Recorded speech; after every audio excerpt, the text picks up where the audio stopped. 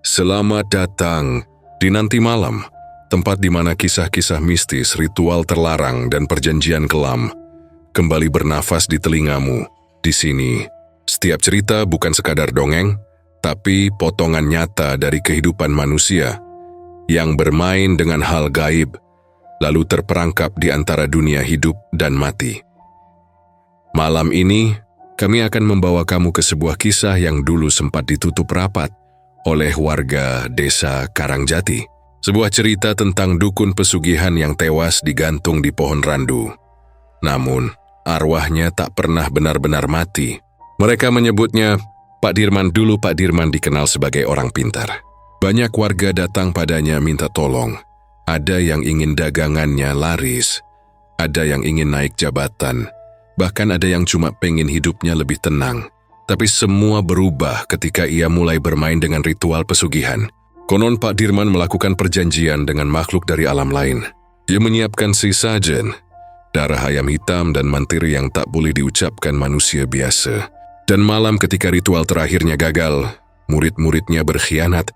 Mereka gantung Pak Dirman di bawah pohon randu tua, supaya kekayaan itu tak berpindah ke orang lain. Sejak malam itu pohon randu itu jadi kutukan. Siapapun yang berani mendekat setelah tengah malam, pasti melihat bayangan tubuh yang masih tergantung, berayun pelan di bawah sinar bulan. Dan kalau kamu dengar dengan telinga terbuka, kan terdengar suara serak yang berbisik, "Kau juga ingin kaya." Nah, tapi yang tak banyak orang tahu, arwah Pak Dirman tidak hanya gentayangan. Ia menunggu seseorang yang akan jadi wadah baru bagi jiwanya. Seorang yang bisa membuka kembali jalan pesugihan yang dulu gagal. Dan malam ini, kisah itu kembali terjadi. Semuanya dimulai dari seorang pemuda yang tak tahu apa-apa, menempati kontrakan murah di pinggir desa, dengan satu kesamaan yang membuat darahmu mungkin membeku. Rumahnya berdiri tepat di samping pohon randu tempat Pak Dirman digantung. Jadi, matikan lampu, kunci pintu rumahmu rapat-rapat. Ambil posisi paling nyaman, tapi jangan terlalu dekat dengan jendela. Karena malam ini, yang kamu dengar mungkin bukan cuma suara dari speaker, tapi juga dari belakangmu. Selamat datang di dunia penuh rahasia dan darah. Selamat datang di Nanti Malam. Dan inilah kisah nyata yang terlupakan dari desa Karangjati. Arwah Pak Dirman tewas digantung di pohon randu saat menjadi dukun pesugihan. Malam itu udara di desa Karangjati terasa lembab dan dingin. Hujan baru saja reda meninggalkan aroma tanah basah yang khas. Riko baru selesai memindahkan kardus terakhir ke dalam rumah kontrakan kecil yang baru saja ia sewa 2 hari lalu. Rumahnya sederhana, berdinding sebagian papan kayu dan anyaman bambu yang sudah agak kusam. Atapnya dari seng tua yang menimbulkan suara berisik setiap kali angin bertiup. Tapi buat Riko, yang masih berjuang dengan gaji pas-pasan, rumah ini sudah lebih dari cukup. Ia mengelap keringat di dahinya, lalu menjatuhkan diri ke kursi plastik yang agak miring di ruang tengah. Dewi pandangi sekeliling rumah yang sederhana tapi punya kesan, entah bagaimana sepi dan aneh. Di sudut ruangan ada lemari kayu tua yang tampak seperti peninggalan zaman Belanda. Catnya sudah mengelupas, dan di bagian bawahnya ada bekas goresan panjang seperti bekas cakaran. Yang penting murah dulu deh, gumam Riko sambil menghela napas panjang. Ia tersenyum kecil, berusaha menghibur diri sendiri. Tapi matanya kemudian tertuju pada jendela belakang. Dari sana terlihat jelas batang pohon besar yang menjulang tinggi di belakang rumah. Pohon randu yang batangnya besar, kulitnya hijau kehitaman, penuh lumut dan akar yang menjuntai ke tanah seperti tali. Daun-daunnya lebat, membuat area belakang rumah selalu tampak teduh bahkan di siang hari. Waktu pertama kali melihatnya, Riko sudah sempat merasa tidak nyaman. Pohon itu besar sekali, dan posisinya berdiri tepat di batas tanah belakang kontrakan, seolah mengawasi rumah itu diam-diam. Tapi waktu itu Riko berpikir, cuman pohon, masa takut sama randu? Bu Siti, pemilik kontrakan, sempat menemuinya sore tadi. Perempuan itu sudah agak sepuh, rambutnya memutih sebagian, dan berbicara dengan nada pelan tapi penuh makna. "Mas Riko, kulo nyuwun sewu. Kalau malam jangan suka duduk di teras ya.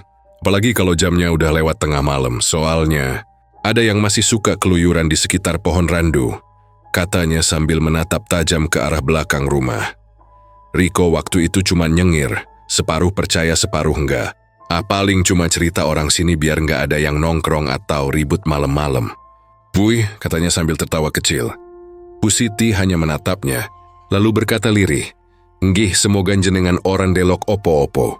Mas Riko sempat terdiam, tapi ia anggap ucapan itu cuma basa-basi orang tua. Ia malah sibuk memikirkan cara buat merapikan barang-barangnya malam itu. Jam menunjukkan pukul 11:45 ketika Riko akhirnya merebahkan diri di kasur busa tipis di kamar belakang. Lampu neon redup menggantung di langit-langit. Berayun pelan tertiup angin. Malam begitu sunyi, hanya terdengar suara jangkrik. Dan sesekali anjing menggonggong jauh di ujung desa. Tapi entah kenapa, hawa di kamar itu terasa dingin sekali, padahal semua jendela sudah tertutup. Riko menarik selimut, mencoba tidur. Tapi tiba-tiba angin berembus sangat kencang dari arah belakang rumah. Suara geskan daun randu terdengar keras sekali, seperti suara seseorang menyeret rantai panjang di atas genting. Riko membuka mata. "Apaan tuh?" Gumamnya pelan. Ia bangkit, berjalan ke arah jendela, dan mengintip keluar. Di bawah cahaya bulan yang samar, ia melihat bayangan hitam tergantung di cabang besar pohon randu. Awalnya ia mengira itu kain bekas jemuran yang tertiup angin, tapi makin lama ia lihat bentuknya semakin jelas, mirip tubuh manusia. Tubuh itu bergoyang pelan seolah tertiup angin, dan sesekali kepala bayangan itu terkulai ke samping. Bulu kuduk Riko langsung berdiri. "Waduh, jangan-jangan beneran orang," bisiknya pelan. Ia mundur satu langkah, jantungnya mulai berdebar keras. Tapi rasa penasarannya lebih kuat. Ia coba ambil senter kecil di meja, lalu mengarahkannya keluar jendela. Cahaya senter bergetar di tangannya yang dingin, dan ketika sinar itu menyentuh batang pohon randu, bayangan itu menghilang. Kosong. Tidak ada apa-apa. Riko menghela napas lega, mencoba tertawa. "Halah, halu aja gue," katanya pada dirinya sendiri. Menutup jendela kembali, tapi begitu ia berbalik ke arah tempat tidur, dari arah atap terdengar suara duk, duk, duk seperti sesuatu yang jatuh perlahan. Riko menatap ke atas. "Tigwa sedawan apa ini, apa?" Yomi mencoba tidak peduli, lalu kembali ke kasur. Namun malam itu terasa sangat panjang. Setiap kali ia memejamkan mata, selalu ada suara halus dari luar jendela. Kadang seperti langkah kaki di tanah basah. Kadang seperti suara bisikan samar. "Nggih, tenang no aku. Aja ninggal no aku." Riko membuka mata lebar-lebar. Dia menatap ke sekeliling kamar yang hanya diterangi lampu temaram. Tidak ada siapa-siapa. Tapi perasaan seperti diawasi semakin kuat. Ia duduk meneguk air dari botol di meja kecil, lalu berusaha tidur lagi dengan posisi menyamping. Sekitar jam 12:15, lampu kamar tiba-tiba redup. Angin berhenti berembus. Tidak ada suara jangkrik sama sekali. Suasana menjadi begitu sunyi, sampai-sampai Riko bisa mendengar detak jantungnya sendiri. Kemudian, dari arah belakang rumah, terdengar bunyi krik, krik, seperti ranting yang digesek perlahan. Riko menahan napas. Suara itu makin lama makin dekat, seperti ada yang bergerak dari balik pohon randu. Berjalan pelan menuju tembok belakang rumahnya. Lantai bambu di bawahnya ikut bergetar halus membuat setiap langkah terasa nyata. "Siapa itu?" Riko bersuara pelan, tapi suaranya nyaris tak keluar. Tidak ada jawaban. Hanya angin yang kembali berembus, membawa aroma menyengat seperti bunga melati, bercampur amis darah. Riko menelan ludah. Ia menarik selimut menutupi setengah wajah, pura-pura tidur. Tapi dalam ketakutannya ia masih bisa mendengar dengan jelas. Suara berat seperti seseorang bernapas tepat di luar jendela. Pelan, berat, dan serak. "Kowe." Durung wayahe lunga, Riko menegang. Ia paham sedikit bahasa Jawa, dan ia tahu arti kalimat itu. "Kau." Belum waktunya pergi. Ia terdiam tanpa berani bergerak. Tapi entah bagaimana, rasa kantuk berat tiba-tiba menyerangnya. Seperti ada sesuatu yang memaksa matanya menutup. Dan begitu ia tertidur, ia bermimpi aneh. Dalam mimpinya, ia berdiri di tengah halaman rumah, di bawah pohon randu itu. Bulan di atas tampak besar dan merah. Di hadapannya berdiri seorang laki-laki tua berwajah pucat, dengan leher terikat tali dan kaki tidak menjejak tanah. Wajahnya datar, tapi matanya merah menyala. Laki-laki itu menatap Riko lama sekali, lalu berbicara pelan. "Kowening kene saiki." Omah iki dudu omahmu. Riko hendak mundur, tapi kaki seolah tertahan. Dia ingin berteriak tapi tak bisa. Tiba-tiba tubuh laki-laki itu bergerak mendekat. Tali di lehernya ikut bergeser bunyi ngik, ngik yang menusuk telinga. Ketika jaraknya tinggal sejengkal, laki-laki itu menyeringai dan berbisik, "Aku durung rampung." "Durung rampung, nak." Riko tersentak bangun. Napasnya tersengal. Tubuhnya penuh keringat padahal udara malam sangat dingin. Ia melihat jam di dinding. Pukul 3:07. Lampu kamar berkedip 2 kali sebelum akhirnya padam. Hanya cahaya bulan yang menembus sedikit lewat sela jendela. Ia duduk lama di pinggir kasur, mencoba menenangkan diri. Tapi saat matanya mengarah ke jendela, jantungnya kembali berdegup keras. Di balik kaca, samar-samar terlihat bekas tapak tangan, seolah seseorang menempelkan tangan dari luar. Tapak itu besar dan masih basah, meneteskan cairan gelap ke lantai. Riko mundur pelan tanpa berani berteriak. Dia mengambil ponselnya tapi sinyal hilang total. Dia menyalakan senter dari HP, mengarahkan ke jendela dan tidak ada apa-apa di sana. Tapak itu sudah lenyap. Riko mengusap wajahnya, berusaha berpikir logis. Capek kali ya, halu gara-gara pindahan. Ia mencoba memaksa diri tidur lagi. Tapi meski mata terpejam, perasaannya tidak bisa tenang. Dia merasi ada seseorang berdiri di pojok ruangan, menatapnya diam-diam. Sampai fajar pertama menyapa dan ayam mulai berkokoh, baru Riko benar-benar bisa tertidur lelap. Itu pun bukan karena tenang, tapi karena tubuhnya sudah kelelahan ketakutan semalaman. Ketika ia bangun pagi, sinar matahari menembus celah bambu di dinding. Ia keluar rumah untuk menghirup udara segar, mencoba meyakinkan diri bahwa semua kejadian semalam hanya mimpi. Tapi begitu ia menatap ke arah pohon randu di belakang rumah, ia terdiam. Di cabang paling bawah tergantung seutas tali tambang yang ujungnya masih terikat longgar. Dan di bawahnya tanahnya becek seperti baru saja diinjak seseorang malam tadi. Riko merinding. Ia menatap tali itu lama sekali, sebelum akhirnya berkata pelan pada dirinya sendiri, "Kayaknya ini rumah nggak sesederhana yang gua kira." Angin pagi berhembus membuat daun randu bergoyang pelan. Tapi di sela hembusan itu, Riko merasa seolah mendengar suara samar dari arah batang pohon. "Selamat datang, Wiswayahe Koweteka." Dan entah kenapa, dari dalam dadanya ada rasa dingin yang menjalar. Perasaan bahwa malam itu hanyalah awal dari sesuatu yang jauh lebih menyeramkan. Pagi itu matahari belum terlalu tinggi ketika Riko berjalan santai menuju warung kopi di ujung gang. Udara masih agak dingin. Sisa embun masih menggantung di daun pisang dan rumput liar di pinggir jalan. Desa Karangjati tampak tenang, tapi entah kenapa, bagi Riko suasananya terasa berbeda. Ada sesuatu yang berat di udara, seperti hawa lembab yang tak mau hilang. Meski matahari mulai menyinari bumi. Warung kopi itu kecil saja, bangunannya dari papan kayu dengan atap seng berkarat. Di depannya ada beberapa kursi panjang, dan aroma kopi tubruk yang diseduh dengan air mendidih langsung tercium dari jauh.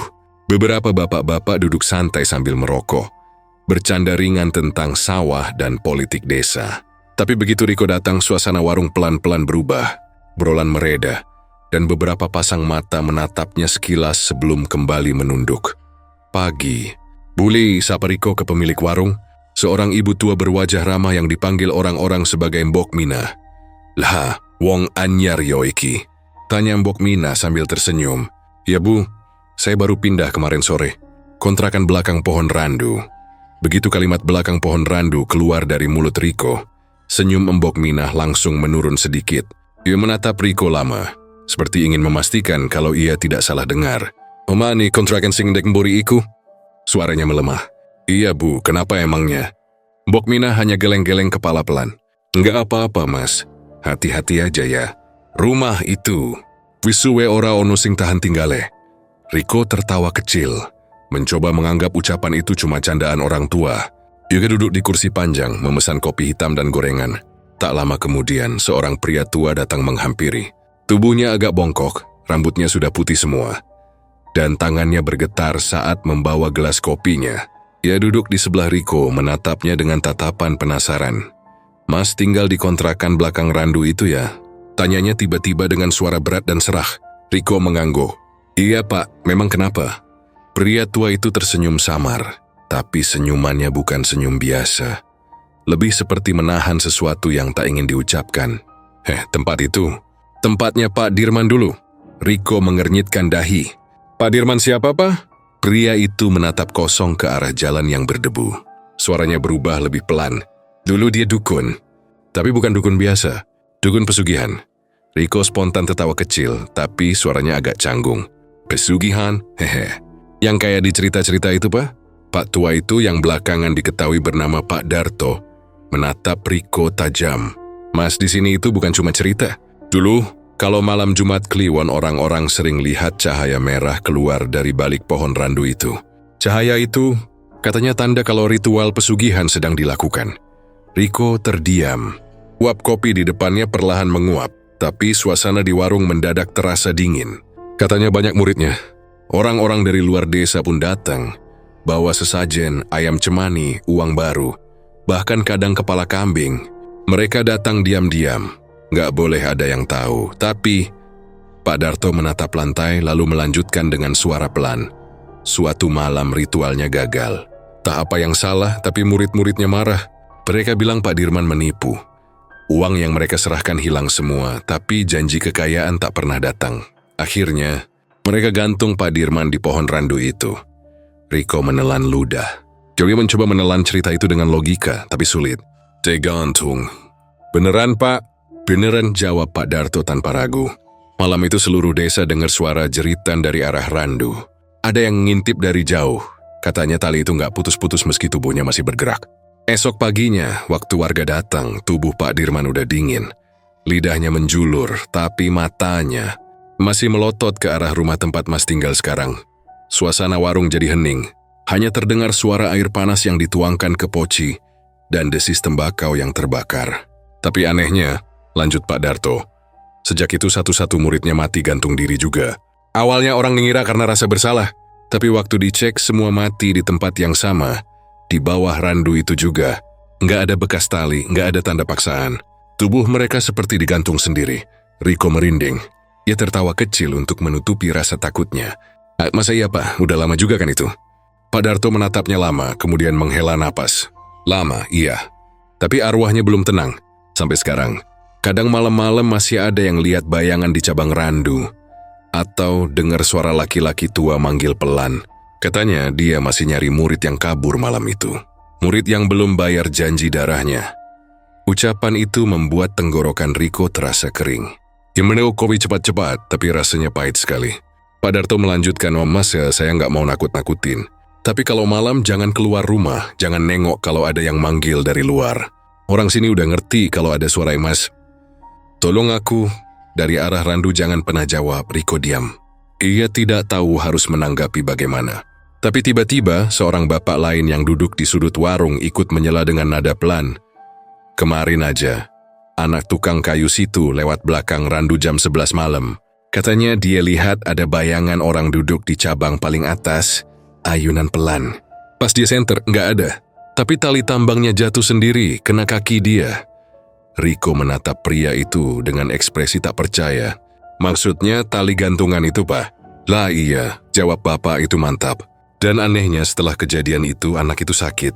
Badannya panas tinggi, matanya kosong, terus tiap malam ngomong sendiri. Aku wis mbayar, aku wis mbayar. 3 hari kemudian dia meninggal. Warung mendadak senyap, tak ada yang berani bicara. Bahkan suara jangkrik di luar pun terasa ikut menghilang.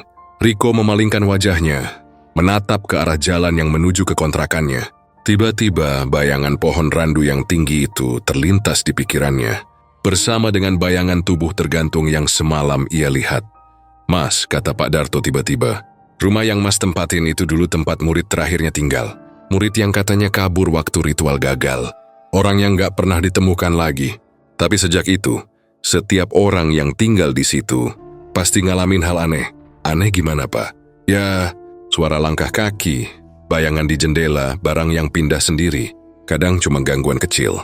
Tapi kalau sampai dipanggil, itu tandanya arwahnya udah mulai kenal sama penghuni baru rumah itu. Riko menelan ludah. Dia memaksakan senyum. Mungkin cuma kebetulan, Pak. Pak Darto menggeleng pelan. Kebetulan gak akan terulang tiap malam, Mas. Mendadak angin berembus cukup kencang. membuat daun-daun pisang di depan warung berisik. Gelas kopi di meja bergetar pelan. Semua orang di warung saling pandang tanpa berkata apa-apa.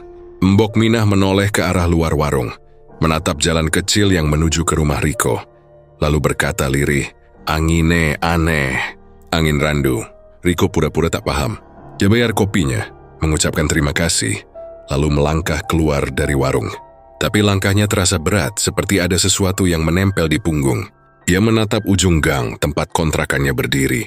Dari kejauhan, pohon randu itu tampak menjulang. Bayangannya memanjang ke arah jalan, seperti tangan besar yang siap menarik siapapun yang lewat. Dalam perjalanan pulang, Riko mencoba menenangkan diri. Dia berkata pelan pada dirinya sendiri, "Udahlah, semua itu cuma cerita orang tua. Nggak usah dipikirin." Tapi hatinya tidak sejalan dengan mulutnya. Ada rasa tidak nyaman yang tidak bisa dijelaskan. Seolah setiap kali ia melangkah, ada sesuatu yang mengikutinya dari belakang.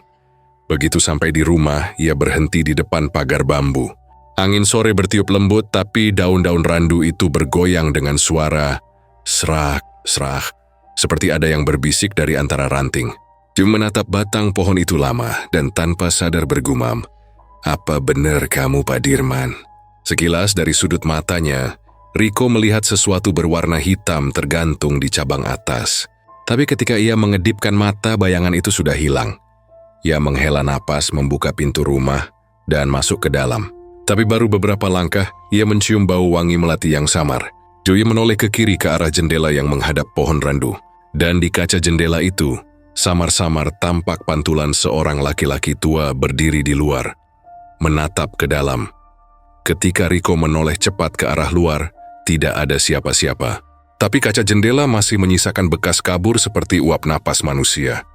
Riko berdiri terpaku cukup lama sebelum akhirnya berkata pelan, "Pak Darto benar, arwahnya belum tenang." Dan malam itu, suara ranting bergesekan kembali terdengar. Pelan tapi pasti, seolah seseorang sedang berjalan mengelilingi rumahnya, menunggu waktu yang tepat untuk mengetuk pintu. Malam ketiga Riko tinggal di kontrakan itu terasa lebih sunyi dari biasanya. Angin yang biasanya hanya berdesir lembut kini terasa seperti berbisik, membawa aroma tanah basah dan wangi samar, melati yang entah datang dari mana. Ia duduk di kasur, menonton film lewat laptop kecil yang baterainya tinggal separuh. Lampu bohlam tua di langit-langit bergoyang pelan tertiup angin dari ventilasi. Sesekali berbunyi tik-tik, seperti ada yang mengetuk halus dari atas genteng. Film horor yang sedang diputar seolah tak lagi menarik. Riko justru merasa suasana di sekitarnya lebih menyeramkan daripada film itu sendiri. Ia sempat teringat ucapan Pak Darto di warung kopi tadi pagi tentang arwah Pak Dirman. Tapi ia semenggeleng, berusaha menepis pikiran itu. Cuma sugesti, gumamnya pelan. Namun seolah alam tidak setuju dengan pikirannya, tiba-tiba biar. Listrik padam. Gelap total. Hanya suara jangkrik yang sempat terdengar sepersekian detik. Lalu hening mendadak. Sunyi yang aneh. Sunyi yang menekan. Riko terpaku.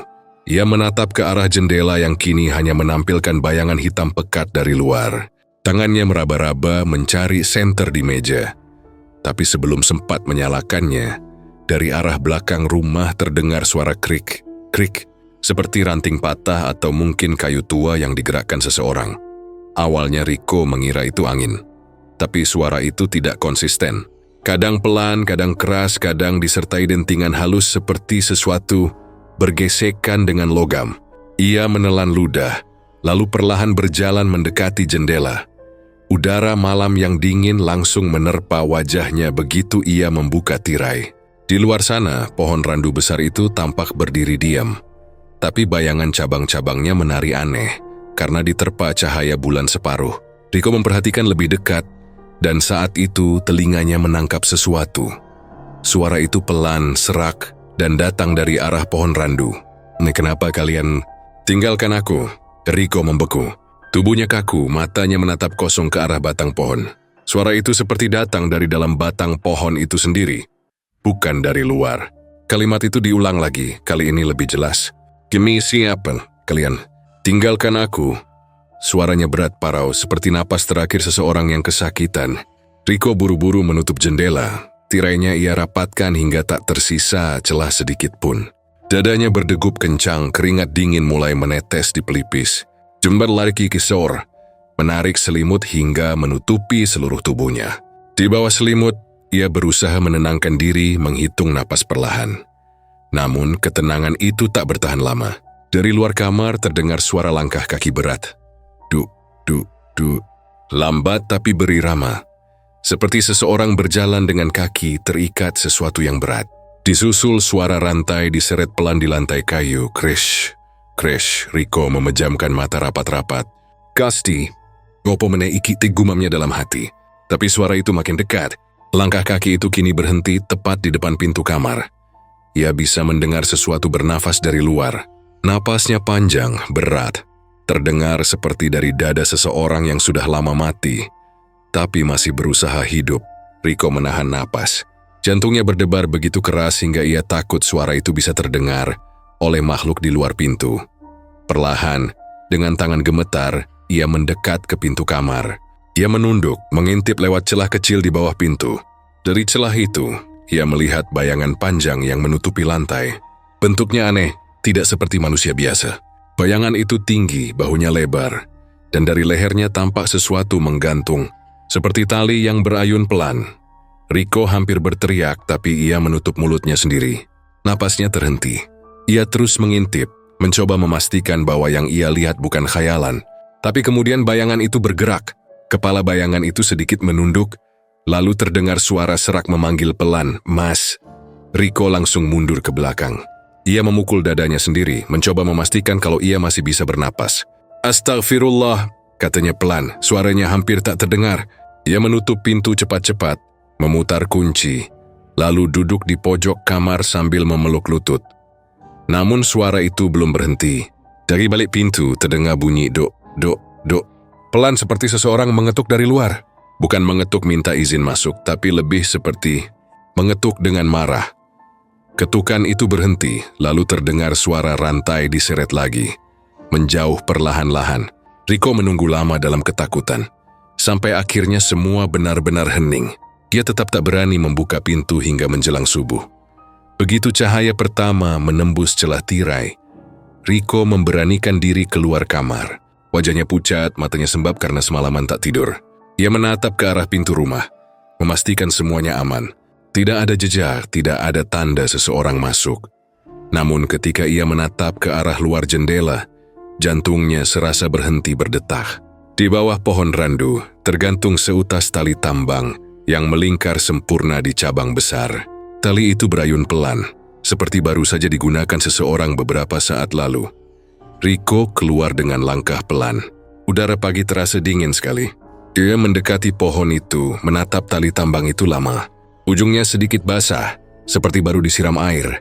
Tapi ketika ia sentuh, bukan air yang menetes, melainkan cairan lengket berwarna hitam keunguan. Bau amis menyengat menusuk hidung. Ia mundur beberapa langkah. Matanya tak lepas dari tali itu. Di tanah tepat di bawahnya ada bekas pijakan kaki. Tanahnya tertekan, tapi anehnya tidak ada jejak langkah keluar. Seolah-olah orang yang berdiri di sana menghilang begitu saja setelah menggantung diri. "Pak Darto," gumamnya pelan. Dia tahu hanya satu orang yang bisa menjelaskan semua ini. Pagi itu juga, Riko pergi ke warung kopi. Tapi warung itu masih tutup. Ia menunggu di kursi bambu depan warung, sambil terus menatap ke arah gang kecil, menuju kontrakannya. Sesekali ia menoleh ke arah jalan, berharap Pak Darto lewat. Tak lama, sosok tua itu muncul, berjalan pelan dengan tongkat di tangan. "Mas Riko, kok pagi-pagi sudah di sini?" tanya Pak Darto. Riko langsung berdiri. "Pak, semalam saya dengar suara dari arah randu." "Dua dekian menede ngomong," katanya, "kenapa kalian tinggalkan aku?" "Terus, ada tali Pak, sekarang masih gantung di sana." Wajah Pak Darto seketika berubah. Tangannya berhenti di udara, matanya menatap jauh ke arah rumah Riko. "Suaranya sudah mulai kedengeran ya," katanya pelan. "Mulai kedengeran? Maksudnya Pak?" Pak Darto menarik napas panjang. "Mas, kalau suara itu sudah manggil, berarti arwahnya sudah sadar ada penghuni baru di rumah itu. Dulu juga begitu. Waktu orang pertama yang ngontrak di sana dengar suara itu. 3 hari kemudian dia pergi, nggak bilang-bilang. Orang kedua, malah nggak sempat pergi. Kenapa, Pak? Ditemuin warga. Gantung diri di bawah randu. Riko menelan ludah.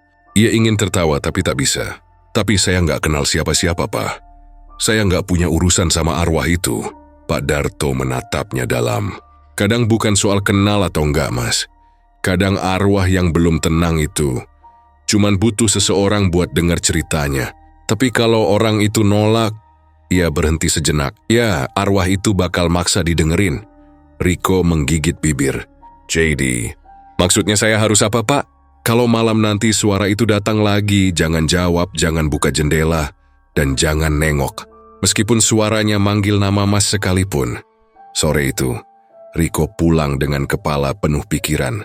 Juya menatap pohon randu itu lagi. Tali gantungannya sudah hilang. Tapi di batang pohon ada bekas goresan panjang seperti cakaran. Dan di bawahnya tanahnya seperti baru digali sebagian. Malam pun tiba. Riko mencoba tidur lebih awal, tapi matanya tak bisa terpejam. Angin malam kembali berembus. Jam dinding menunjukkan pukul 12 lewat sedikit. Tepat ketika ia hendak berbalik, terdengar suara krik, krik. Mulai dari belakang rumah. Kali ini suaranya lebih berat, lebih dalam. Dan disertai bunyi lirih seperti napas tersengal. Riko menarik napas panjang, berusaha menenangkan diri.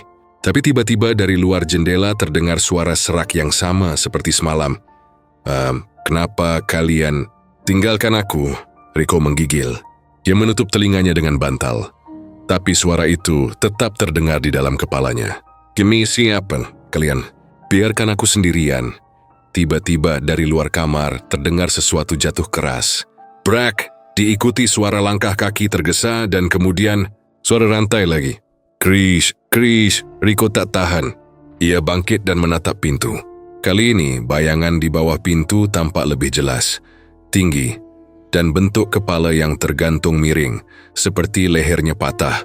Suara rantai berhenti, digantikan suara napas berat tepat di depan pintu. Lalu sebuah bisikan lirih terdengar, begitu dekat, Mas Riko tersentak. Suara itu tahu namanya. Jula memundur ke belakang, tapi langkahnya tergelincir dan tubuhnya jatuh ke lantai. Yui merangkak, mengambil senter dan menyorot ke arah pintu. Tapi cahaya senter malah mati sendiri. Berkedip-kedip seperti disedot sesuatu. Ketika ia mengangkat wajahnya, di jendela kamar yang sedikit terbuka, terlihat sosok laki-laki tua dengan wajah pucat abu-abu, rambut panjang terurai dan mata melotot tanpa kelopak. Lehernya terikat tali tambang yang menjuntai keluar jendela. Sosok itu tidak bersuara, hanya menatapnya dalam diam. Tapi dari bibir yang membiru, Riko bisa membaca kata-kata itu terbentuk jelas. Gantian kowe. Ia berteriak sekeras-kerasnya, tapi suaranya tidak keluar. Tubuhnya seperti terkunci. Cahaya bulan menyorot wajah arwah itu, memperlihatkan luka hitam di sekitar lehernya, dan di dada kirinya ada goresan huruf-huruf yang terbakar. Dirman. Lalu semua gelap. Ketika Riko sadar keesokan paginya, ia sudah terbaring di lantai. Senter bantal dan tirai berantakan. Tapi yang membuat darahnya berdesir bukan itu. Di lantai dekat jendela ada bekas tali tambang melingkar, dan tanah basah menempel di ujungnya. Dan di luar rumah, pohon randu itu kembali tenang seperti semula. Tapi dari cabangnya, tali itu kini melingkar sempurna lagi, berayun pelan. Jelas menunggu giliran siapa yang akan mendengarnya malam ini. Sejak malam itu, tidur bagi Riko bukan lagi tempat untuk beristirahat. Setiap kali ia memejamkan mata, selalu ada sosok yang sama muncul dalam gelap. Laki-laki tua berpakaian hitam, duduk di sebuah gubuk bambu reot dengan tatapan mata merah menyala seperti bara yang tak padam. Gubuk itu selalu sama, terletak di tengah tanah lapang yang berkabut. Di belakangnya pohon randu menjulang gelap dengan tali tergantung di salah satu cabangnya. Dalam mimpi itu, suara laki-laki itu selalu serak tapi tenang, seolah berbicara dari balik kabut. "Tolong aku, nah," katanya pelan. "Mereka khianati aku. Bukan aku yang gagal, tapi mereka yang curang." Nada suaranya penuh dendam, tapi juga seolah meminta pengertian. Kadang wajahnya menunduk, kadang menatap Riko tajam. Dan setiap kali Riko berusaha bertanya siapa dia sebenarnya, kabut tebal datang menutup pandangannya. Kemudian ia tersangun dan mengalami napas tersengal-sengal. Mimpi itu berulang hampir setiap malam, selalu di jam yang sama, menjelang pukul 12. Dan setiap kali Riko terbangun dari arah jendela terdengar suara ngik-ngik, halus, seperti tali digesek perlahan oleh angin. Suara itu tidak keras tapi cukup untuk membuat bulu kuduk berdiri. Kadang ia berani membuka sedikit tirai, dan setiap kali ia melihat tali gantungan di cabang randu itu masih di tempatnya, berayun pelan seperti diayun tangan tak terlihat. Pagi harinya tubuh Riko lemas. Matanya sayu, wajahnya pucat. Di warung kopi, Pak Darto langsung menegurnya. "Mas Riko iki kenapa kok kaya wong ora turu?" Riko tersenyum hambar. "Enggak bisa tidur, Pak, mimpi aneh terus." "Mimpi opo?" tanya Pak Darto sambil menuang kopi. Riko menatap ke arah luar warung. "Mimpi ketemu laki-laki tua, pakai baju hitam, duduk di gubuk bambu." Matanya merah, wajah Pak Darto berubah, tangannya berhenti menuang gula. "Mas, jangan sembarangan ngomongin itu. Nek pancen bener dia yang muncul, berarti wis ngeling-eling awakmu." "Maksudnya?" "Wis dianggap cocok, Mas. Kadang arwah pesugihan butuh awak anyar buat nerusin perjanjiannya." Riko langsung merinding. "Maksudnya, saya bisa diganggu, Pak?" Pak Darto menatapnya lama, lalu menghela napas. "Aku mung iso ngandani, Mas. Yen bengi mimpi maneh ojo manut karo sing diomongne. Arwah sing durung tenang iku kadang nganggo dalan alus. Awalen jaluk tolong, mengko malah njaluk jiwa." Riko diam menatap gelas kopinya. Kata-kata itu berputar di kepalanya. Tapi malam itu, ia tak punya pilihan selain kembali ke rumah, yang sudah mulai terasa asing baginya. Begitu matahari tenggelam, suasana sekitar kontrakannya berubah. Angin bertiup lebih kencang dari biasanya, menimbulkan suara krak-krak di atap bambu. Riko duduk di depan meja, menatap layar laptop yang kosong, berusaha sibuk menulis sesuatu agar pikirannya tidak melayang ke hal-hal aneh. Tapi menjelang tengah malam matanya terasa berat, dan tanpa sadar ia tertidur di kursinya. Dalam mimpinya ia kembali ke tempat yang sama. Tapi kali ini gubuk bambu itu lebih jelas. Ada lampu teplok di dalamnya, cahayanya berkedip pelan. Sosok laki-laki tua itu masih duduk di sana. Menunduk, rambutnya menutupi sebagian wajah. Saat Riko melangkah lebih dekat, laki-laki itu menatapnya dengan mata merah yang berair. "Kalau kau ingin selamat," suaranya pelan tapi menusuk, "cari kotak kayu di bawah randu." Di situ kebenarannya. Riko mengerutkan dahi. "Kotak kayu." Ya, laki-laki itu berdiri perlahan, tubuhnya tinggi dan kurus, suaranya makin berat. "Di sana, mereka sembunyikan semua dosanya. Aku bukan yang gagal, nak. Aku dikhianati." Saat Riko ingin bertanya lagi, tanah di bawahnya mendadak merekah, dan dari retakannya keluar tangan-tangan hitam yang mencoba menariknya masuk. Dia berteriak, tapi suaranya tenggelam oleh angin yang berputar kencang. Laki-laki itu hanya menatapnya sambil tersenyum miring. Riko terbangun mendadak. Nafasnya memburu, bajunya basah oleh keringat. Jam di dinding menunjukkan pukul 02.33. Di luar, suara ngik-ngik tali itu terdengar lagi. Lebih keras dari biasanya, seperti seseorang sedang menariknya. Ia duduk lama di kasur, memikirkan mimpi itu. "Cari kotak kayu di bawah randu," katanya dalam hati. Penasaran mulai mengalahkan rasa takut. Akhirnya ia mengambil senter kecil dari meja dan keluar rumah. Udara malam terasa lembab, dan aroma kemenyan samar tercium di udara. Langkahnya pelan menuju pohon randu. Bulan separuh menerangi sedikit tanah di bawah pohon itu. Begitu sampai, ia menyorotkan cahaya senter ke tanah. Ada satu titik di bawah akar yang tampak sedikit berbeda. Tanahnya lebih gembur, seperti baru pernah digali. Dengan tangan gemetar, Riko mulai mencangkul tanah itu pakai linggis kecil yang ia temukan di dapur. Tanahnya lembek dan dingin, membuat jarinya cepat kotor. Beberapa menit kemudian, sesuatu yang keras mengenai ujung linggis. Ia berlutut, mengais tanah itu dengan tangan, dan benar saja, sebuah kotak kayu tua muncul perlahan, tertimbun separuh. Kotak itu tidak besar, hanya seukuran buku, tapi berat. Permukaannya ditutupi lumut dan akar-akar halus menempel di sisi-sisinya. Riko membersihkannya perlahan, lalu menarik napas sebelum membuka. Engselnya berderit pelan dan bau amis menyengat langsung menyeruak dari dalam. Ia menahan napas. Di dalam kotak itu ada beberapa benda. Foto-foto lelaki muda dengan wajah keras, uang receh, koin kuno, dan selembar kain hitam terlipat kecil, seperti jimat. Riko mengambilnya perlahan. Kain itu lembek dan terasa basah. Lalu ketika ia dekatkan ke hidung, bau amis yang sama menyeruak bercampur aroma kemenyan. Di bawah semua benda itu, ada selembar surat lusuh. Tulisan di atasnya samar, seperti ditulis dengan tinta yang sudah pudar, tapi satu kalimat masih bisa dibaca jelas. Siapapun yang membuka ini akan jadi saksi kebangkitan diriku.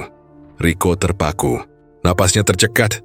Ia buru-buru menutup kotak itu dan berusaha mengembalikannya ke tanah. Tapi saat ia hendak menimbun lagi, angin tiba-tiba bertiup kencang sekali, membuat daun randu bergesekan keras. Suara ranting patah terdengar. Lalu dari arah belakangnya muncul aroma kemenyan yang lebih kuat. Menusuk dan panas di dada, Rico menoleh perlahan. Di belakangnya, hanya beberapa meter dari tempat ia berdiri sosok laki-laki tua berpakaian hitam. Rambutnya panjang, berantakan. Matanya merah menyala di antara gelap. Dari lehernya menggantung tali tambang yang sama seperti di pohon randu. Wes wayahe. Suara itu berat, serak, tapi penuh tekanan. Kowe sing embukak, kowe sing kudu ngrampungke. Rico terjatuh ke belakang, senter di tangannya jatuh dan padam. Gelap menyelimuti semuanya. Hanya tersisa cahaya bulan yang remang. Ia berusaha mundur, tapi tanah di belakangnya terasa seperti menyedot kakinya pelan-pelan. Laki-laki itu melangkah maju. Setiap langkahnya diikuti bunyi rantai beradu di tanah. Wajahnya makin dekat, dan Rico bisa melihat luka di lehernya yang menganga lebar, masih meneteskan cairan hitam. "Mereka ngapusi aku," katanya. "Aku ora gagal. Aku dikhianati oleh muridku sendiri." Udara di sekitar mereka terasa lebih dingin. Pohon randu bergoyang hebat, dan tiba-tiba tali di cabang pohon itu berayun keras sendiri. Dari arah atas terdengar suara berat seperti seseorang tertawa pelan, tapi tanpa suara jelas. Rico mencoba berdiri, tapi lututnya lemas. "Saya nggak tahu apa-apa. Saya cuma nemuin ini itu aja," katanya terbata-bata. Tapi laki-laki itu hanya menatapnya. Tangannya perlahan terangkat menunjuk dada Rico. "Saiki kowe sing kudu nyekseni," katanya lirih. "Kowe sing tak pilih kanggo nyerita keulang." Tiba-tiba, udara berputar seperti pusaran kecil. Debu tanah naik ke udara membentuk kabut tipis. Dalam kabut itu Rico melihat bayangan lain muncul. Beberapa sosok laki-laki muda, berpakaian seperti murid, dengan wajah penuh ketakutan, berdiri di sekitar tubuh seseorang yang tergantung di pohon randu. Salah satu dari mereka memegang parang, yang lain membawa kemenyan. Mereka tampak berdebat, lalu salah satu berteriak, "Ritual gagal, dia harus jadi tumbal." Dan setelah itu, tubuh laki-laki yang tergantung itu menggeliat sebelum akhirnya diam. Rico menutup mulutnya. "Itu Pak Dirman," bisiknya pelan. Suara di belakangnya menjawab, "Aku pengin kabeh ngerti sopo sing nyebabke aku mati." Gambaran itu lenyap secepat datangnya. Kabut menghilang, menyisakan Rico sendirian di bawah pohon. Tapi tanah di depannya kini bergetar pelan. Dari bekas lubang tempat kotak itu tadi, keluar uap putih tipis yang berputar naik ke atas, membentuk wajah samar Pak Dirman. Rico menatapnya dengan mata melebar. Wajah itu menetap balik lalu perlahan tersenyum. Senyum yang dingin, tidak manusiawi. "Wis wayahe nak," bisiknya. "Kowe wis tanggung jawab karo sing wis mbukake aku." Rico menjerit, tapi sebelum sempat lari semua gelap. Ketika ia membuka mata, matahari sudah tinggi. Ia terbaring di lantai rumah di depan pintu. Tubuhnya kotor penuh tanah, dan di tangannya tergenggam kain hitam dari kotak kayu itu. Ia tak tahu sebagaimana bisa kembali ke rumah. Tapi begitu ia melihat keluar jendela, jantungnya hampir berhenti. Kotak kayu itu sudah tidak ada di bawah pohon randu. Tapi di cabang paling tinggi, tali tambang kini menggantung dengan ujungnya melingkar, seperti siap digunakan lagi. Dan di bawahnya, di batang pohon, kini terukir tulisan samar. Seperti tergores dari dalam kayu sendiri, saksi kebangkitan telah dipilih. Rico menatap tulisan itu lama. Dia tahu, sejak malam itu ia bukan lagi sekadar penghuni kontrakan. Ia sudah menjadi bagian dari cerita yang seharusnya tidak pernah dibuka lagi. Dan dari arah dalam rumah, samar terdengar bisikan yang sangat pelan, namun jelas sekali. "Terima kasih. Wis mbukake aku maneh." Udara langsung menjadi dingin. Lampu di ruang tamu berkedip, dan dari jendela bayangan tali randu itu berayun pelan, seolah sedang menunggu giliran berikutnya. Sejak pagi, suasana rumah Rico terasa ganjil. Udara di dalam rumah seperti lebih berat dari biasanya. Setiap langkah kakinya di lantai menimbulkan gema yang aneh. Seperti ada ruang kosong lain di bawah rumah itu yang ikut bergetar. Setelah kejadian di bawah pohon randu semalam, Rico tidak bisa tenang. Ia berusaha meyakinkan diri kalau semua itu hanya mimpi. Tapi tubuhnya yang masih kotor oleh tanah dan kain hitam yang kini tersimpan di laci meja membuktikan bahwa itu nyata. Saat ia menatap jendela pagi itu, pantulan dirinya di kaca tampak berbeda. Ada bayangan lain di belakangnya. Samar, seperti siluet seseorang berdiri menunduk. Rico langsung menoleh cepat tapi tak ada siapapun di sana. Hanya suara angin yang lewat dan daun randu yang bergesekan, menimbulkan bunyi lirih seperti desahan pelan. Ia memutuskan untuk keluar, berharap udara luar bisa menenangkan. Namun bahkan di luar rumah pun, suasana terasa sunyi tak wajar. Burung tidak berkicau, dan suara ayam tetangga yang biasanya ribut pagi-pagi kini tidak terdengar sama sekali. Udara pagi yang biasanya segar malah berbau anyir dan sedikit amis, seperti darah yang sudah mengering. Sepanjang hari, Rico mencoba menyibukkan diri dengan memperbaiki atap bocor dan membersihkan halaman. Tapi entah kenapa ia merasa terus diperhatikan. Kadang dari kaca jendela dapur ia melihat bayangan hitam berdiri di belakangnya. Saat ia menoleh, tidak ada siapapun. Kadang ia mendengar langkah kaki pelan dari arah kamar mandi, tap, tap, tap. Padahal rumahnya sepi. Malam harinya rasa cemas itu semakin menjadi. Saat sedang duduk di ruang tamu, ia mendengar sesuatu seperti langkah berat di luar rumah. Suaranya tidak biasa, seperti seseorang menyeret kaki. Ia menajamkan telinga. Langkah itu berhenti di depan jendela. Rico menahan napas, lalu perlahan menoleh. Di kaca jendela, pantulan bayangan seseorang tampak berdiri di luar. Tidak jelas wujudnya, tapi matanya. 2 titik merah menyala seperti bara api. Rico langsung menjatuhkan gelas yang ia pegang. Tumpah, gelas pecah di lantai. Ia berlari ke kamar, menutup pintu, dan bersandar di sana dengan napas terengah. Tapi baru beberapa detik dari luar kamar terdengar suara ketukan pelan. Tok, tok, tok. 3 kali Rico menahan napas, jantungnya berdetak keras. Siapa di luar? Katanya pelan. Tidak ada jawaban, tapi ketukan itu terdengar lagi, kali ini lebih keras. Tok, tok, tok. Dengan tangan gemetar, Rico membuka pintu. Tapi di depan pintu tak ada siapapun. Hanya hawa dingin yang menyergap. Lalu ia mendengar sesuatu. Suara samar dari luar rumah. Seperti seseorang menangis. Tangisan itu pelan, tapi penuh rasa sakit. Suara laki-laki, aku ora salah. Aku mau pengen urip luwe happy, tapi dheweke ngapusi aku. Rico tertegun. Dimen mengenali suara itu. Suara yang sama dari dalam mimpi. Suara Pak Dirman. Dengan langkah hati-hati, Rico mengambil senter dan keluar rumah. Angin malam bertiup kencang, membuat daun-daun randu bergoyang hebat. Suara tangisan itu makin jelas saat ia mendekat ke arah pohon. Di bawah randu, tubuh seseorang tampak menggantung. Tali di lehernya menegang, dan tubuh itu berayun pelan ke kiri dan ke kanan. Tapi yang membuat Rico terpaku bukanlah tubuh itu, melainkan tali di lehernya, yang bergerak sendiri seperti sedang dikendalikan tangan tak terlihat. Rico mundur beberapa langkah. Napasnya terputus-putus. Tubuh itu pelan-pelan menoleh ke arahnya. Dan dari wajah pucat itu terlihat 2 mata merah menyala menatapnya tajam. Kau sudah buka jalanku, nak. Suara itu serak tapi jelas. Bibir sosok itu bergerak, meski lehernya masih terjerat tali. Rico ingin berlari, tapi tubuhnya seolah terkunci di tempat. Angin tiba-tiba berputar kencang. Tanah di sekitar randu bergetar, dan udara dipenuhi bau kemenyan bercampur amis darah. Semua lampu rumah Rico mendadak menyala bersamaan, seolah ada yang menyalakan dari dalam. Sinar lampu itu menyoroti dinding rumah, dan Rico menjerit tertahan. Di seluruh dinding kini muncul cap tangan hitam, besar dan kecil, seperti bekas telapak yang menempel dari dalam keluar. Rico berusaha berteriak, tapi tak ada suara keluar.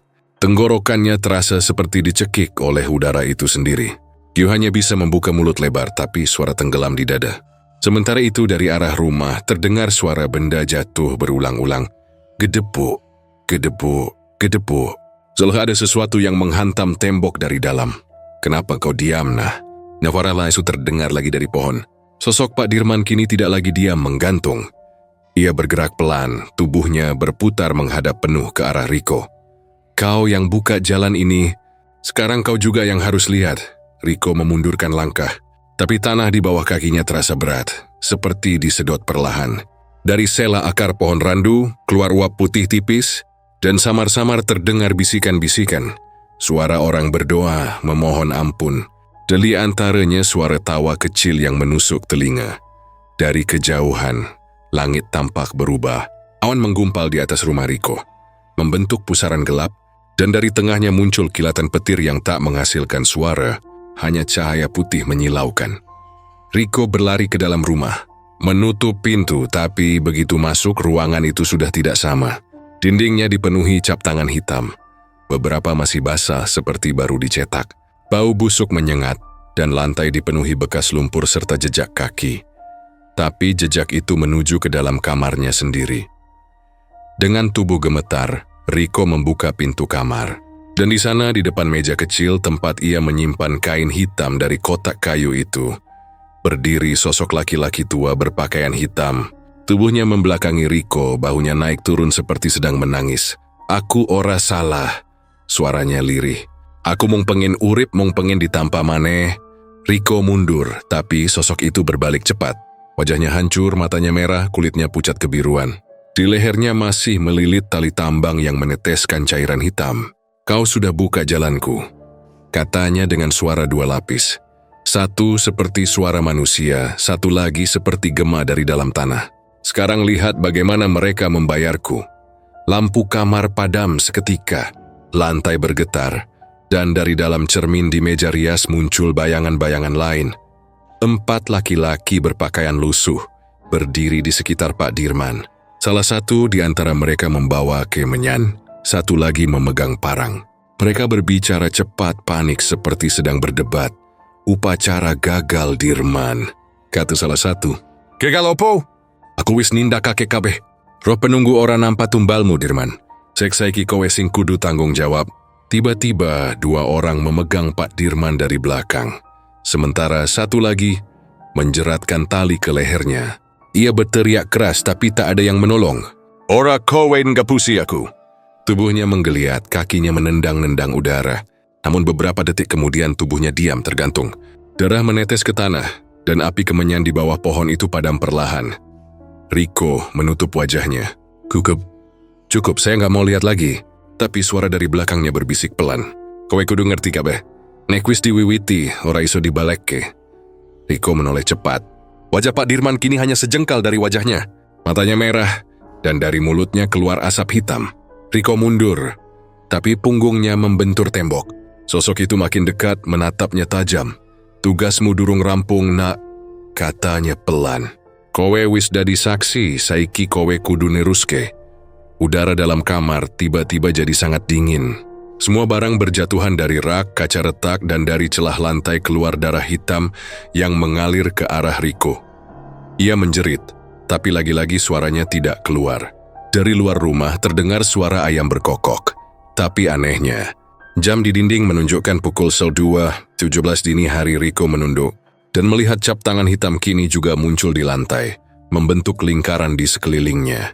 Dari tengah lingkaran itu muncul asap putih, lalu tangan hitam menjulur keluar, mencoba meraih kakinya. Dia berusaha menendang, tapi tangan itu makin banyak, seperti keluar dari tanah.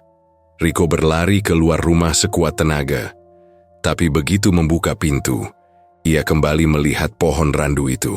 Kali ini lebih tinggi, lebih besar, dan di cabang teratasnya tergantung banyak tali. Bukan 1, tapi 5. Dan di tiap ujung tali, tampak bayangan tubuh manusia tergantung perlahan-lahan bergoyang ditiup angin. Suara-suara dari dalam rumah memanggil pelan, "Nak, uyo ninggal ke aku." "Awakmu durung rampung." Rico menutup telinganya dan berlari tanpa arah. Tapi di setiap langkah, udara terasa makin berat. Kabut menutup jalan, dan dari belakang terdengar suara rantai diseret perlahan. Saat kabut menipis, Rico mendapati dirinya kembali berdiri di depan rumahnya sendiri. Tapi rumah itu kini sudah berubah. Dindingnya hangus, atapnya roboh, dan dari jendelanya keluar cahaya merah samar. Dari dalam terdengar suara tawa rendah, seperti seseorang puas melihat penderitaan orang lain. Rico tidak tahu harus berbuat apa. Ia hanya berdiri, Tubuhnya gemetar, air mata mengalir. Lalu suara itu datang lagi, kali ini lebih dekat, tepat di telinganya. "Viswayahe, Riko." Ia menoleh perlahan. Di belakangnya Pak Dirman berdiri tegah. Tubuhnya kini utuh, tidak lagi tergantung. Tapi matanya masih merah, dan di tangannya menggenggam jimat hitam yang dulu ada di kotak kayu itu. "Aku Wisbali," katanya pelan. "Lana wakmu." Singda di gerbangku. Riko ingin berteriak, tapi tubuhnya membeku. Udara di sekitarnya berputar, tanah bergetar, dan dari arah randu terdengar suara tali menegang kuat. Dalam hitungan detik, seluruh halaman dipenuhi suara jeritan yang tidak berasal dari satu orang saja. Seperti puluhan arwah berteriak bersamaan, lalu semuanya gelap. Ketika fajar menyingsing, kontrakan itu sepi. Pintu terbuka lebar, jendela pecah, dan di bawah pohon randu terlihat bekas tanah tergali baru. Di sana tidak ada tubuh, tapi tali tambang di cabang pohon kini dua. Satu bekas lama, satu baru masih basah dan terikat rapi. Dan di batang pohon itu, goresan baru muncul di bawah tulisan lama. Gerbang kebangkitan sudah terbuka. Sejak hari itu, tak ada yang berani mendekat ke rumah itu lagi. Tapi warga sering mendengar suara laki-laki menangis pelan dari arah pohon randu setiap malam. Kadang disertai bisikan lirih yang terdengar seperti doa, atau mungkin kudokan. Tubuh Riko masih lemas waktu dia sadar. Matahari pagi sudah tinggi, tapi kulitnya terasa dingin seperti baru keluar dari kulkas. Ia berbaring di tanah, tepat di depan rumah kontrakan. Dengan kepala nyut-nyutan dan napas tersengal, suara orang-orang samar terdengar di sekelilingnya. Beberapa ibu-ibu sedang bisik-bisik, sementara Pak Darto dan Bu Siti berdiri agak jauh, memandanginya dengan wajah cemas. Mas Riko," panggil Bu Siti pelan sambil menepuk pundaknya. Riko membuka mata perlahan. Pandangannya masih kabur, tapi ia bisa mengenali wajah Bu Siti. "Bu, saya lihat Pak Dirman." Suaranya serak dan nyaris tak terdengar. "Dia muncul, Bu, di depan saya. Matanya merah, Bu." Wajah Bu Siti langsung pucat pasi. Dia menatap Riko dalam diam selama beberapa detik, lalu menoleh cepat ke arah Pak Darto. "Pak, bener toh aku wes ngomong. Kontrakan itu nggak usah disewain lagi." Pak Darto hanya menghela napas panjang, menunduk tanpa bicara. Riko masih berusaha duduk, tapi tubuhnya gemetar. Dia merasakan hawa aneh dari rumah di belakangnya. Hawa dingin, tapi berat dan menekan dada. Seolah ada sesuatu yang masih mengintai dari dalam. "Bu, semalam saya dengar suara orang nangis, saya keluar. Terus saya lihat pohon randu itu. Kayak hidup. Tiba-tiba Pak Dirman nongol di bawahnya, ngomong sesuatu tentang..." Saya buka jalannya. Bu Siti memegang lengan Riko, nadanya panik tapi pelan. "Mas, sebaiknya kamu pindah aja. Rumah itu nggak beres. Saya udah bilang jangan sering duduk di luar malam-malam." "Tapi Bu..." Riko berusaha mencari penjelasan. "Kenapa saya yang diganggu? Saya nggak pernah ganggu siapa-siapa." Bu Siti menarik napas panjang. Matanya menerawang jauh seolah sedang mengingat sesuatu yang tak mau diungkit lagi. "Mas, kamu tahu nggak? Rumah itu dulunya dipakai murid-muridnya Pak Dirman buat sembunyi." Riko tertegun. "Murid-muridnya?" "Iya," jawab Bu Siti. "Mereka itu orang-orang yang ikut belajar pesugihan sama Pak Dirman. Ada 5 orang. Tapi setelah ritual terakhir gagal, mereka yang ngebunuh gurunya. Mereka gantung Pak Dirman di bawah pohon randu itu, biar kekayaannya nggak berpindah ke orang lain. Tapi setelah itu, satu persatu mereka mati gantung diri juga." Katanya arwah Pak Dirman nuntut balas. Riko membeku. Suara Bu Siti semakin pelan, tapi tiap kata seperti menghantam pikirannya. "Rumah yang kamu tempatin sekarang, dulunya milik salah satu murid terakhirnya. Namanya Sarman. Dia sempat kabur waktu teman-temannya mati gantung diri. Tapi katanya malam sebelum dia pergi, dia dengar suara Pak Dirman manggil dari belakang rumah. Setelah itu, dia nggak pernah kelihatan lagi." Riko menelan ludah. "Berarti arwah Pak Dirman nuntut balas ke muridnya?" "Iya," jawab Bu Siti tegas, matanya menatap lurus ke arah Riko. "Dan sepertinya kamu udah kebawa ke dalam lingkarannya, Mas." Kata-kata itu membuat bulu kuduk Riko berdiri. Ia memandang ke arah pohon randu di belakang rumahnya. Dari kejauhan, batangnya tampak berlumut dan menjulang tinggi. Tapi di bagian tengahnya seperti ada bekas goresan besar yang menyerupai wajah manusia. Saat ia menatap lebih lama, wajah itu seolah berubah. Dari samar jadi jelas. Dan mata ukiran itu menatap balik ke arahnya. Siang itu Riko memutuskan untuk tak kembali ke dalam rumah. Ia duduk di warung Pak Darto, menatap kosong ke arah kopi hitam yang mulai dingin.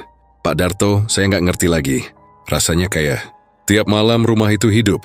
Pak Darto mengangguk pelan. Mas, mungkin itu bukan cuma rumah. Bisa jadi roh-roh yang dulu ikut ritual masih terperangkap di situ. Mereka nyari jalan keluar, tapi karena Mas Riko yang buka kotak kayu itu, mereka kira Mas ini bagian dari lingkaran lama. Lingkaran lama? Tanya Riko heran. Pak Darto mencondongkan tubuh, suaranya makin pelan. Dulu waktu Pak Dirman masih hidup, dia punya perjanjian dengan sesuatu dari alam bawah. Konon tiap murid harus ngelakuin ritual tumbal, biar jalan rezeki mereka terbuka. Tapi pas ritual terakhir gagal, mereka saling curiga. Akhirnya mereka bunuh Pak Dirman berharap bisa bebas dari ikatan itu. Tapi ternyata malah kebalikannya. Arwah mereka nggak tenang dan Pak Dirman juga nggak bisa pergi. Semua terjebak dalam satu perjanjian yang belum selesai. Riko terdiam lama. Suara jangkrik dari sawah terdengar samar. Dan angin siang yang biasanya hangat terasa lebih dingin. Jadi, saya harus ngapain, Pak? Pak Darto tidak langsung menjawab. Dia memandangi arah rumah Riko dari jauh, lalu berkata lirih, mungkin satu-satunya cara adalah menuntaskan perjanjian itu. Tapi hati-hati, Mas. Kalau salah langkah, malah nyawa Mas yang diambil. Malamnya Riko tidak bisa tidur. Setiap kali ia memejamkan mata, bayangan wajah Pak Dirman muncul lagi. Kali ini lebih dekat, matanya menatap tajam, dan suaranya bergema di kepala Riko. Kau buka jalanku, nah. Sekarang bantu aku balas dendam. Sekitar tengah malam, Riko mendengar sesuatu dari luar jendela. Suara orang melangkah pelan di halaman. Dia bangkit, menyalakan senter, dan mengintip dari balik gorden. Ada bayangan seseorang berdiri di dekat pohon randu. Tapi anehnya sosok itu mengenakan baju seperti warga biasa. Saat Riko perhatikan lebih jelas, ternyata wajahnya bukan asing. Itu mirip foto lama yang ada di kotak kayu. Salah satu murid Pak Dirman. Orang itu menatap langsung ke arah jendela Riko. Matanya kosong tapi dari mulutnya keluar bisikan pelan. Tulung, aku durung iso metu. Riko terpaku. Ia berlari keluar rumah tanpa pikir panjang. Tapi begitu ia sampai di bawah pohon, sosok itu sudah menghilang. Yang tersisa hanya bau dupe yang samar dan sepotong kertas kecil di tanah. Riko memungutnya dengan tangan gemetar. Tulisan di kertas itu kabur, tapi masih bisa terbaca. Tuntaskan yang belum selesai. 5 jiwa, 1 pengkhianatan. Riko menatap tulisan itu lama lalu menoleh ke batang pohon randu. Kali ini ia baru sadar. Ada 5 bekas tali di cabang paling bawah. 5 tali yang pernah menggantung tubuh-tubuh manusia. Ia menelan ludah, mencoba menguatkan diri. Tapi tiba-tiba angin berhembus sangat kencang, membuat seluruh daun randu berguguran. Dari kegelapan di antara ranting, muncul bisikan banyak suara. Lirih, tumpang tindih, seperti suara orang berdoa dan menangis bersamaan. Bebasna aku, ojo ninggalki aku. Riko mundur beberapa langkah, tapi kakinya tersandung akar. Saat ia menoleh ke bawah, ia melihat sesuatu. Sebuah tangan pucat keluar dari tanah, mencengkeram pergelangan kakinya. Yurir teriak dan sidang, tapi tangan itu menarik lebih kuat. Ia hampir jatuh ketika tiba-tiba cahaya lampu motor menerangi halaman. Pak Darto datang tergesa, memanggil namanya. Mas Riko, opo sing kowe lakoni? Riko menoleh cepat, dan dalam sekejap tangan itu menghilang. Ia hanya bisa menunjuk ke tanah dengan tubuh gemetar. Pak, ada tangan. Dari bawah tanah, Pak Darto memegang bahunya kuat-kuat. Mes sudah. Yuk masuk ke rumah saya dulu. Kowe wis kakehan campur urusan wong mati. Mereka berdua akhirnya pergi dari sana malam itu juga. Tapi sesampainya di rumah Pak Darto, Riko terus merasa sesuatu mengikuti. Bayangan di tembok selalu bergerak sendiri. Dan suara ketukan kecil terdengar setiap beberapa menit dari atap rumah. Menjelang subuh, Riko terbangun lagi. Kali ini karena mendengar suara samar dari luar jendela. Dia berjalan pelan ke arah suara itu, membuka sedikit gorden, dan melihat sesuatu yang membuatnya hampir berhenti bernapas. Di halaman rumah Pak Darto, berdiri 5 sosok laki-laki. Tubuh mereka menggantung tapi kaki-kaki menyentuh tanah. Dari mulut mereka keluar suara serak. Tuntaskan, balaskan untuk kami. Mata Riko membesar. Dia mundur beberapa langkah, tapi kepalanya langsung terasa berat. Dunia di sekelilingnya berputar, dan sebelum ia sempat berteriak, pandangannya gelap total. Ketika Riko tersadar lagi, ia sudah berada di dalam sebuah ruangan asing. Lantainya dari tanah, dindingnya anyaman bambu yang bolong-bolong. Di sudut ruangan, ada tungku kecil dengan bara merah yang masih menyala. Dan di depan tungku itu, duduk sosok Pak Dirman, kali ini dengan wajah yang tidak sepucat sebelumnya. Ia menatap Riko lama, lalu berkata pelan, "Kowe wis ngerti saiki nak. Sing ngancur ke uripku, sing nyegah aku menuntaskan janji, iku kabeh muridku. Tapi saiki roro kuwi nyandang awakmu, yen ora dikopot, awakmu sing bakal dadi gantine." Riko hanya bisa menatap tanpa suara. Dadanya naik turun cepat, napasnya berat. "Kenapa saya, Pak?" katanya pelan. Pak Dirman menatap dengan sorot mata tajam. "Amarga kowe sing nyentuh kota iku. Kowe sing ngidini aku metu saka jerone bumi. Tapi yen kowe wani, kowe bisa nebus kesalahanmu. Kowe kudu nemu kaki siji maneh. Sing urip." Riko menelan ludah. "Masih ada yang hidup?" Pak Dirman mengangguk perlahan. "Siji, sing paling licik. Sing sejatine ngatur kabeh. Dewek sing nggawe aku digantung. Deweke urip lan saiki dadi wong sugih saka ritualku. Yen kowe bisa golek wong kuwi, kabeh bakal rampung." Udara di ruangan itu mendadak bergetar dan sebelum Riko sempat bertanya lebih jauh, sosok Pak Dirman lenyap digantikan asap hitam pekat. Suara tangisan 5 orang terdengar dari segala arah, disusul teriakan yang menembus telinga. "Balasna Riko, rampungna sing durung rampung." Riko terbangun dengan tubuh basah kuyup oleh keringat. Ia sudah kembali di rumah Pak Darto.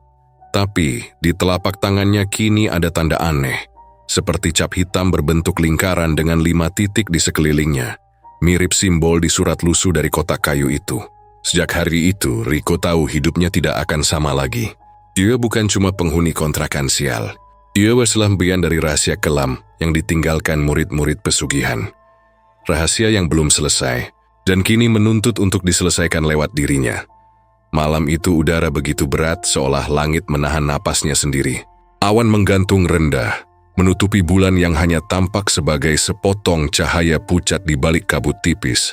Riko berdiri di halaman kontrakan, menatap lekat kotak kayu yang dulu ia temukan di bawah lantai. Kotak itu tampak biasa saja, tapi kini seolah hidup, seperti memanggil namanya berulang kali di dalam kepala.